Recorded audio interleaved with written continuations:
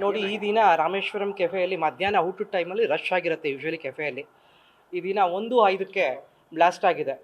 ಅಲ್ಲಿ ಇರ್ತಕ್ಕಂಥವ್ರಿಗೆ ಒಂದು 3 ಜನಕ್ಕೆ ಭಾಳ ಏಟಾಗಿದೆ. ಅದರಲ್ಲಿ ಸುವರ್ಣ ಮೇಡಮ್ ಅವರಿಗೆ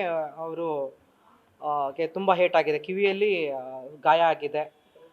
ಮತ್ತು 30% ಆಫ್ ಬರ್ನಿಂಗ್ ಆಗಿದೆ ಅವರಿಗೆ, almost right side of the ಬಾಡಿಯಲ್ಲಿ. ಮತ್ತು ಇನ್ನೊಬ್ಬರಿಗೆ ದೀಪಾಂಶು ಅವರಿಗೆ ಸ್ವಲ್ಪ ಗಾಯಗಳಾಗಿದೆ.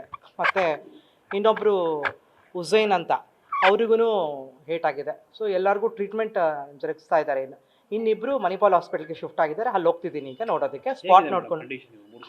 ಆ್ಯಕ್ಚುಲಿ ಸುವರ್ಣ ಮೇಡಮ್ ಅವ್ರಿಗೆ ಸ್ವಲ್ಪ ಹೆಚ್ಚಾಗಿದೆ ಗಾಯಗಳು. ಇನ್ನಿಬ್ಬರಿಗೂ ಚೇತರಿಸ್ಕೊಳ್ತಾ ಇದ್ದಾರೆ. ಏನು ಅಷ್ಟು ಇಂಜುರೀಸ್, ಮೈನರ್ ಇಂಜುರೀಸ್ ಆಗಿದೆ. ಈ ಬ್ಲಾಸ್ಟ್ ಆಗಿರೋದು ಭಾಳ ನೋವಾಗಿದೆ. ಪೊಲೀಸ್ ತನಿಖೆ ಮಾಡ್ತಿದ್ದಾರೆ.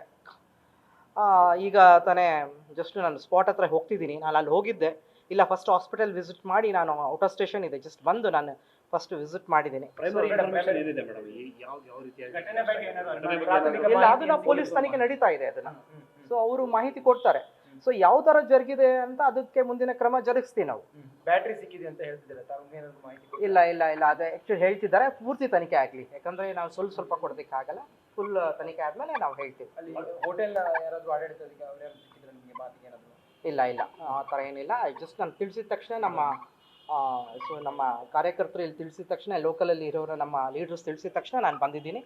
ಸೊ ನಾನು ತುಮಕೂರಲ್ಲಿದ್ದೆ, ಅಲ್ಲಿಂದ ಸ್ಟ್ರೈಟ್ ನಾನು ಇಲ್ಲೇ ಬರ್ತಾ ಇದ್ದೀನಿ. ನಮಸ್ಕಾರ. ನ್ಯೂಸ್ ಫಸ್ಟ್, ನಿರ್ಭೀತಿಯಿಂದ ನಿಮ್ಮ ಪರವಾಗಿ.